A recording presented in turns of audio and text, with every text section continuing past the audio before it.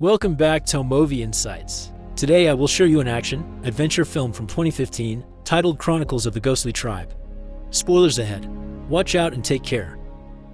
Many times through the years, strange things have been found in China during various excavations, from bones that don't belong to any known creature, not even dinosaurs, to thousand-year-old bodies with the skin and flesh still intact. One of the scientists involved is Professor Yang Chelin, who in 1978 inaugurates Post 749 in the Kunlun Mountains, a special team dedicated to specifically finding out the secret behind all these mysterious discoveries. It is now 1979, and Hu Bai-yi is one of the many soldiers working hard in the excavation.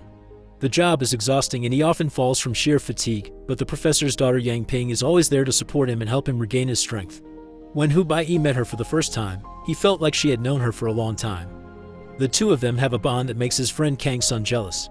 After the team retrieves another giant skull from an unknown beast, the cave begins shaking and suddenly it explodes, destroying their whole camp. The soldiers, led by Officer Han Jir-yang, get their weapons ready to fight back, but the only ones to come out from the cave are Professor Yang and some workers. This incident isn't a complete loss, however. A path is opened inside the mountain, so they'll send a special team to go with Professor Yang to investigate. Yang Pin immediately volunteers to help her dad, and that causes Hu Bai-yi to volunteer as well, which in turn makes Kang Sun come along too. The team enters the cave and follows the discovered path until they come across a giant chasm, which they proceed to climb down while noticing a butterfly-like creature flying around them. They eventually make it to an icy platform with another chasm in the middle, so they climb down this one as well until they find an unexplored cave filled to the brim with strange fossils. After wandering around for a while, they find an exit that comes out at a complete opposite mountain from the one they entered. There, Professor Yang tells Hu Bai-yi that legends say somewhere in this area is the gate of an ancient kingdom belonging to a pent secret government. Their chat is suddenly interrupted when the other soldiers let them know of a very important find, a humongous paw print on the snow. While Han and the rest of the team finish installing a door at the mountain entrance, Professor Yang and his men begin following the trail of paw prints to find the beast that left them, which is actually nearby. The creatures they find first, however, are the little flying guys from the cave, but now they look at them more closely. They notice they aren't butterfly-like, they're weird-looking bats. Nothing happens when they land on the sleeve, but one of the soldiers catches one with his bare hand and that proves to be a mistake. He suddenly starts burning with a blue flame at an alarming speed until there's nothing left but his bones. Soon they're surrounded by these bats and the soldiers begin shooting to scare them away, but they lose a few men to the fire anyway. All the shots scare the giant beast to make it go away, but its sudden heavy turning causes an avalanche. The party starts running down the mountain as the snow swallows many of the soldiers, but there comes a point where they can't keep going. There's an abyss in front of them. They have no other choice but to jump, but before doing so, Professor Yang ties Hu Bai-yi and his daughter together. The pair falls and the rope gets stuck on a piece of ice, and after moving from side to side a couple of times, the friction makes the rope break and the two of them fall. Even months later while sleeping on a train, Hu Bai-yi doesn't understand how he survives that fall, especially after losing even more men that get killed by hitting their heads or getting stabbed by the ice. When he awakes at the bottom of the abyss, there are only 4 party members left: Hu Bai-yi, Professor Yang, Yang Ping, and Kang Sun. After retrieving as many fallen supplies as possible, the now very small team lights up some torches and continues their exploration. They come across a huge cave with a tall tower inside surrounded by building ruins that Professor Yang calls the Sacred Palace of Kunlun. The tower is said to have 9 levels where demon creatures have been sealed, and it's what Professor Yang has been looking for all this time. He gets on his knees in a sign of reverence, then lights up a candle waiting at some sort of altar, which creates a freaky tall flame that causes a bunch of bats to show up and surround the tower with a red glow. Professor Yang believes Hu Bai-yi and his daughter can open the tower door, so he sends them, and when they walk in hand, the professor's theory shows to be true. The door opens and starts glowing as a light appears at the top of the tower, summoning a bunch of spirits that fill the room. But all of it suddenly goes away when Kang Sun puts out the candle, not liking the idea of opening the gates of the devil. The cave is beginning to collapse, so the group gets going before they are reached by the rocks or the bats, who are now chasing after them. Kang Sun sacrifices himself and stays behind to serve as bait, getting killed by the bats' blue fire and taking out a bunch of them when his body explodes. There's still a bunch of bats free though, and they go after the remaining trio, who at least have put some distance between them. They find an exit, but they can't go much further. It takes them to a high edge behind a waterfall. The bats catch up and, as Hu Bai-yi tries to fight them off with a torch, they manage to bite him and start a fire on his shoulder. Yang Ping pushes him off the edge so he falls into the water to put the fire off, and she and her dad quickly follow.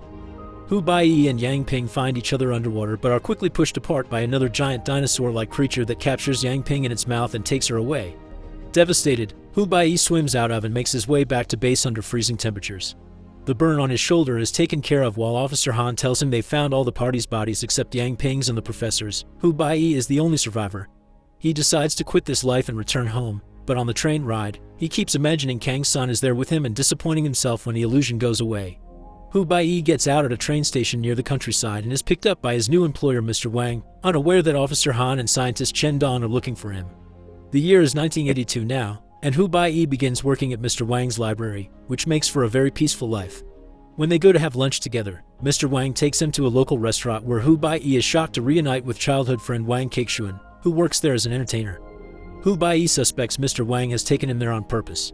While working at the library, Hu Bai finds a book of Professor Yang's research that even includes an illustration of the Demon Tower, making realize opening it has always been the professor's goal, and he also has always known Hu Bai and Yang Ping could do it, which is why he tried to keep them together and safe. Meanwhile, at post 749, the explorers found a coffin with a living woman inside that looks just like Yang Ping but calls herself Shirley. She seems to have some mysterious powers that she can't control but no memory of Yang Ping, so for now, they'll keep her locked and under constant watch while they offer her treatment. Back to Hu Bai, he keeps receiving Professor Yang's books at the library with specific pages marked for him. With Wang Kexuan's support, he becomes obsessed with these legends and spends months studying them, helping him understand the real story behind them. There used to be a humanoid race from the demon's world, whose ancestors came from Saturn. They're the successor of both demon and man, and the tower is their legacy. There were supposed to be guards protecting the tower, but 10,000 years ago, this race disappeared from Earth because humans finally broke out from demons' control. There are some questions he can't still find answers to, however, like why he and Yang Ping could open the tower, why the professor wanted to open it in the first place, and who keeps sending him all these books.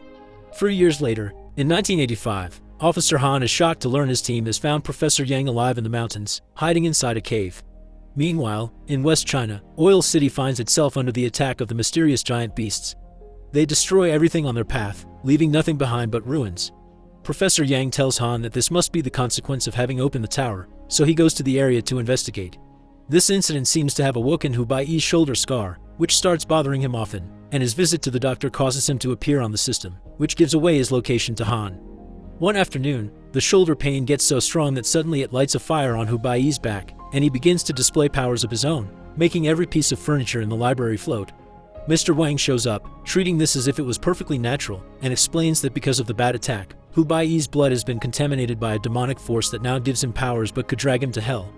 Hu Bai doesn't understand how Mr. Wang knows all this, so he uses his own powers to transform the library into an old tomb and reveal he's the protector of Prince Yi of Su Lin Nation. There are protector spirits here too, like there had been back at the tower, including Kang Sun's. Mr. One explains that Prince Yi was Hu Bai's predecessor and he had been the one to lead mankind against the technologically advanced demon race that had taken over Earth. Prince Yi used his own body to seal the tower, and most demons left the planet, although a few of them hid and took human form, even going as far as marrying humans themselves. They want Hu Bai because as a descendant, he's the only one that can open the tower and free the demons again. At post 749, Officer Han is furious to learn that his team has lost Professor Yang, but some sudden news changes his mood for the better. Shirley has woken up and claims she has her memories back, so she wants to go looking for her father together with Hu Bai. Han travels to the library to recruit him, but Hu Bai refuses to get back in action after seeing so much death during the last mission. He quickly changes his mind, however, when he learns about Shirley since he misses Yang Ping terribly.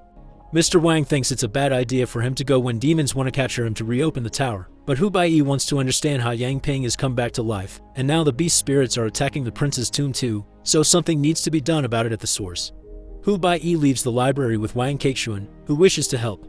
They travel to northern China where they meet the team that will be looking for the Professor Chen Dong, a woman called Cao Weiwei, a bunch of soldiers, and of course, Shirley. Hu Bai can't stop crying when he sees her again, but while she remembers his name, she acts rather coldly towards him and insists to be called Shirley instead of Yang Ping. The team travels through the desert by using camels. After a few days of peace, they suddenly find themselves in a sandstorm, so they ride away as fast as they can to leave it behind. There's a little detail they don't notice though. The only reason why the sandstorm doesn't follow them anymore is that they cross an invincible force shield that keeps the storm away as they enter the ruins of Oil City. Once they dismount in a safe area, they realize they actually lost a few men during their escape, including Wang Kexuan. This second group is still in the middle of the desert without their camels, so they're trying to reach the well site they've seen in the distance when suddenly, they're attacked by one of these demon creatures. They split as they run away, and the demon kills one of the soldiers as the rest of the group reaches the well site, only to find a second demon there. This demon kills all the men except for Wang Kexuan and a friend, who find a bicycle and make their way into Oil City to reunite with the rest of the team, who has been exploring around and finding nothing but ruins and bodies. Hearing about the demons, Hu Baiyi wants to leave to avoid another massacre like it happened last time in the mountains, but Chen Dong and Shirley want to stay and finish their mission. There isn't much time to discuss this though, because the demons find them and the team must get ready to fight. They arm themselves and shoot the first beast, thinking they've managed to kill it, then they chase after the second one. When they turn around, however, the first one is gone. While the team fights the beasts, Shirley runs away to enter an abandoned school, and Hu Baiyi follows her there. He finds a bunch of bodies hanging from the ceiling and a hole in the ground which he enters to discover an underground tunnel that takes him to the prince's tomb. There's a demon there too, which pushes Hu Baiyi and hurts him, but before it can go any farther, Shirley shows up and tames it, making it go away. Then she uses her powers to make Hu Baiyi's unconscious body levitate into the coffin, which she closes before leaving. Back in town, more demons have arrived, so the team hides in the highest floors of buildings to shoot silver bullets and rocket launchers from afar. They manage to hit a few, but most demons dodge them and climb the buildings to go after them. Wei Wei manages to avoid being found by pretending to be a mannequin. Then she runs to hide inside a bus with Wang Kexuan while they try their best to survive the constant hits the demon that has been chasing her keeps throwing at the vehicle. Hu Baiyi wakes up inside the coffin and is desperate to get out, but he notices something magical is happening. His wounds are closing and healing at an incredible speed. Mr. Wang's spirit appears before him, telling him the coffin will help the prince live again. Then Hu Baiyi finds himself falling through darkness and showing up in front of the tower. There, he can finally learn what has happened to Yang Ping. The beast that captured her brought her to the cave and dropped her on the flame, which burned her body and made it apt for the demon queen to take over. Now Shirley is in control of the demons and is unleashing them in town. After the beast is gone, Hu Baiyi approaches the tower to talk to the queen's spirit, learning that Yang Ping was the other person that could open the door because she's her descendant. She refuses to give up her body, and points out that killing her would kill Yang Ping as well. Hu Baiyi swears he'll find a way, and finding this amusing, the queen sends him back to town. Finding the demon attacking the bus, Hu Baiyi quickly shoots it to free his friends, but he can't do anything about Chen Dong, who is hanging on the edge of a roof. The demons keep coming after him, but Shirley needs him to open the tower door, so she jumps in his defense, throwing a car at the beast to make them go away. The ones attacking their friends are still around and ready to strike. Chen Dong is even putting his gun against his temple to choose his own death instead of giving his life to a demon.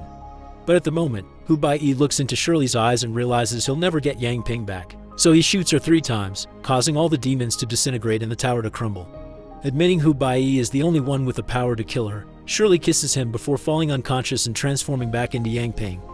Hu Baiyi cries over her death, but Yang Ping suddenly speaks and expresses how glad she is to see him one more time. So Hu Baiyi picks up her body and takes it to the prince's coffin, hoping to heal her.